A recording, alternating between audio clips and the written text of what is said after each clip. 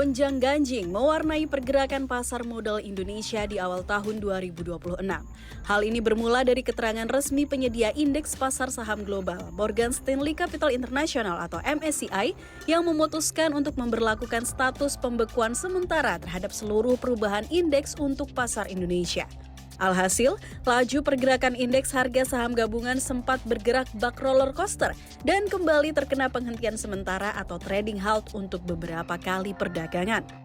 Pada 28 Februari 2026, tampak investor asing melakukan aksi jual yang masif, utamanya pada saham-saham emiten berkapitalisasi besar seperti sektor perbankan, telekomunikasi, dan material dasar. Imbas dari pelemahan IHSG yang mencapai 8%, akhirnya BEI mengaktifkan protokol krisis dengan memberlakukan penghentian perdagangan sementara atau trading halt selama 30 menit. Usai terkena trading halt di hari Rabu, sayangnya aksi jual investor masih tidak kunjung terbendung pada perdagangan saham Kamis 29 Januari 2026. Akibatnya, lagi-lagi IHSG terkena trading halt kedua. Pada hari-hari yang cukup panas tersebut, data net sell investor asing selama sepekan jadi terangkat naik dan bahkan sempat mencapai 13,7 triliun rupiah. Pada waktu yang sama, selama sepekan, IHSG juga tercatat anjlok 6,9% dan valuasi pasar saham juga menguap hampir 1,2 kuadriliun rupiah selama satu pekan. Menimbang situasi tersebut, pemerintah bersama regulator dan SRO di dalam negeri berupaya berjibaku untuk menenangkan pasar, serta berjanji akan meningkatkan transparansi bursa saham yang menjadi salah satu catatan penting dari MSCI. Bersama dengan Self Regulatory Organization, bersama dengan Bursa Efek Indonesia, Clearing Penjaminan Efek Indonesia, dan Kustodian Sentral Efek Indonesia, kita menyampaikan komitmen untuk melakukan bold and ambitious reforms di pasar modal Indonesia. Sesuai dengan best practices dan juga tentu saja memenuhi ekspektasi dari global index provider. Kami di sini menyiapkan 8 rencana aksi ya untuk percepatan reformasi integritas di pasar modal Indonesia. Namun kami pastikan dalam pelaksanaannya kita akan mengukur dampaknya satu persatu dan kemudian kami akan mendengar seluas-luasnya apa yang dibutuhkan oleh pelaku pasar dan industri pasar modal kita agar kita sama-sama melakukan ini secara aman dan tentu pada saat persiapan maupun terutama implementasi pelaksanaannya nanti betul-betul tidak memberikan dampak negatif kepada pelaksanaan kegiatan di pasar modal kita. OJK bersama SRO berkomitmen untuk menerapkan ada 8 rencana aksi yang dikelompokkan ke dalam 4 klaster. Klaster yang pertama adalah kebijakan baru free float. Klaster kedua adalah transparansi. Klaster ketiga adalah tata kelola dan enforcement. Sementara klaster keempat adalah sinergitas. Harapannya, 8 rencana aksi yang sudah dipersiapkan ini dapat mendukung pasar modal Indonesia untuk semakin kredibel dan investable, serta membuat bursa saham di dalam negeri mampu berkontribusi lebih optimal untuk pertumbuhan ekonomi Indonesia. Peningkatan free float saham emiten dari 7,5% menjadi 15% menjadi salah satu target yang akan ditempuh OJK bersama Bursa Efek Indonesia dan para SRO lainnya. Penerapan ini tentunya tidak akan lantas diterapkan secara penuh pada 2026. Sebaliknya akan diterapkan secara bertahap untuk para emiten existing.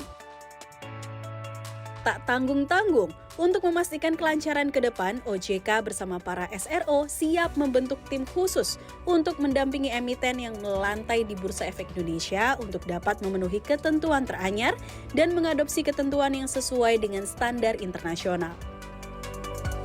Sebagai langkah awal, Bursa juga sudah merencanakan dan akan segera menyiapkan hot desk serta tim khusus.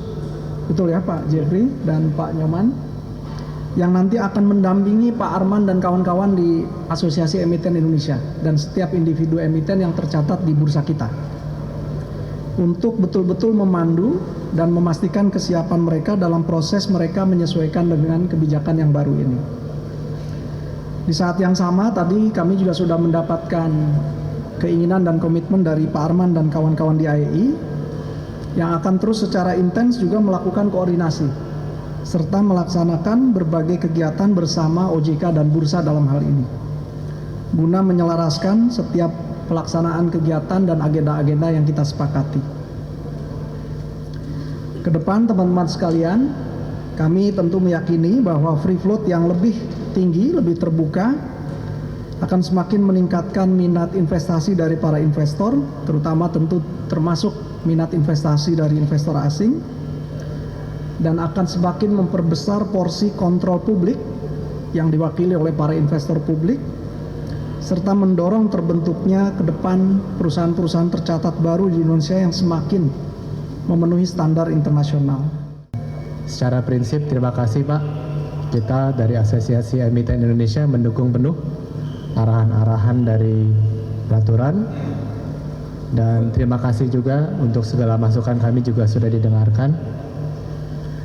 Dari Asosiasi Emiten Indonesia memiliki misi untuk bersama-sama bekerjasama dengan SRO, dengan pasar, dengan para emiten untuk bisa membangun pasar modal Indonesia yang kelas dunia, standar internasional.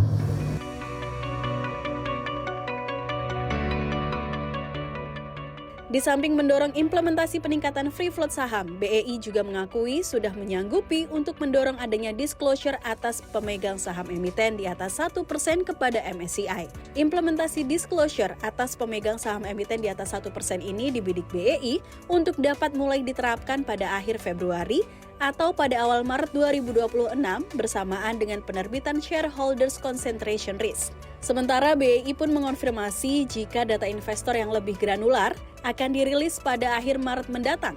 BEI menekankan peningkatan transparansi menjadi agenda penting untuk saat ini. Karena itu, BEI bersama OJK siap untuk memberantas dan mencegah aksi manipulasi harga saham hingga aksi insider trading. Bisa dilihat di publikasinya OJK kan banyak pihak-pihak yang sudah diberikan sanksi oleh OJK, dan itu akan terus kita lakukan. Tetapi selain itu terus kita lakukan, di sisi lain kita juga meningkatkan transparansi.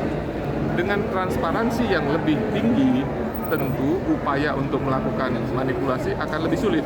Nah, kombinasi pengawasan yang terus berjalan dengan transparansi yang lebih tinggi, itu kita harapkan akan meningkatkan integritas pasar kita. Itu yang kita lakukan.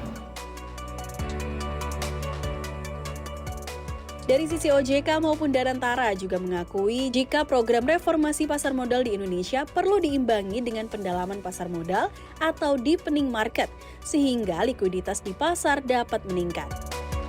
Karena OJK dan seluruh stakeholder saja yang terkait terus mengakselerasi inisiatif-inisiatif pendalaman pasar. Ini juga penting ya Pak Pandu ya, kita banyak diskusi tentang market deepening ini, baik dari sisi demand, ya, supply, permintaan, penawaran, juga terutama juga yang penting dari sisi infrastruktur di pasar modal itu sendiri. Ini supaya apa? Untuk memperkuat peran pasar modal sebagai sumber pembiayaan jangka panjang. Pendalaman ini kita lakukan secara terintegrasi melalui sinergi bersama seluruh stakeholder, terutama kita punya forum ya, untuk forum pendalaman pasar dengan Kementerian Keuangan, dengan Bank Indonesia, dan pihak-pihak lainnya.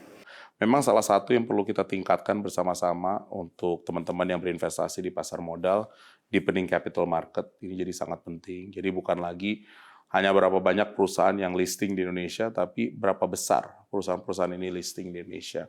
We have to add size, kita juga harus add liquidity. Jadi juga kita ingin kalau misalnya satu perusahaan technical listing, nantinya setelah 3-4 tahun atau berapa tahun itu bisa menjadi real listing, paling nggak 20-25% listing, nah itu akan menambah likuiditas di pasar modal.